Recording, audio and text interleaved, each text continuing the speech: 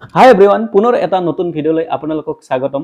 আজিৰ ভিডিঅ'ত আমি কথা পাতিম আমাৰ দাঁতৰ বিষয়ে।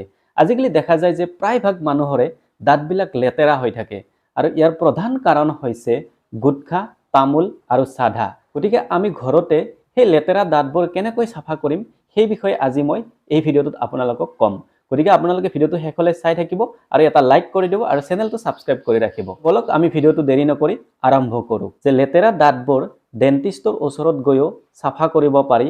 তাত হেনেকুৱা মেজৰ সাইড এফেক্ট নাই, কিন্তু তাত খৰচ আছে। মানে এবাৰ চাফা কৰিলে প্ৰায় 1500ৰ পৰা 2000 টকা খৰচ হয়। গতিকে সকলোৱে এনেকৈ খৰচ কৰিব নোৱাৰে।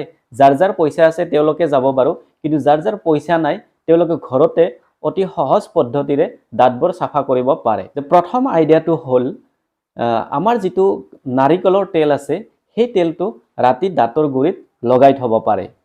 আৰু দ্বিতীয়তে যিটো আমাৰ কমলা টেঙাৰ বাকলি আছে সেই কমলা টেঙাৰ বাকলিৰে দাঁতবোৰ খহিব পাৰে। ইয়াৰ ফলত দাঁতত থকা যিবিলাক বেক্টেৰিয়া বা যিবিলাক বীজাণু সেইবোৰ ধ্বংস হ'ব আৰু দাঁতবোৰ লাহে লাহে চাফা হৈ আহিব আৰু মুখৰ দুৰ্গন্ধ ইয়াৰ ফলত নাইকিয়া হ'ব। ইয়াৰ উপৰিও আপোনালোকে এচামুচ নিমখ, অলপ নেমুৰ ৰস আৰু অলপ খাটি সৰিয়হৰ তেল মিক্স কৰি এটা পেষ্ট বনাব পাৰে আৰু সেই পেষ্টৰ জৰিয়তে দাঁতবোৰ খহিলেও লাহে লাহে দাঁতবোৰ চাফা হৈ আহিব। নেক্সট আইডিয়া, আমাৰ যিটো ষ্ট্ৰবেৰী ফল আছে সেই ষ্ট্ৰবেৰী ফল আৰু অলপমান নিমখ লগাই এটা পেষ্ট বনাই সেই পেষ্টৰ দ্বাৰাও দাঁত খহিলে দাঁতবোৰ লাহে লাহে চাফা হৈ আহিব। এইখিনি ঘৰুৱা উপায় মই আপোনালোকক ক'লো, আপোনালোকে এইখিনি ফলো কৰক আৰু ইয়াৰ পৰা এটা সুফল পাব। আৰু যিসকলৰ পইচা আছে তেওঁলোকে বাৰু বছৰত দুবাৰকৈ ডেন্টিষ্টৰ জৰিয়তে চাফা কৰি ল'ব পাৰিব।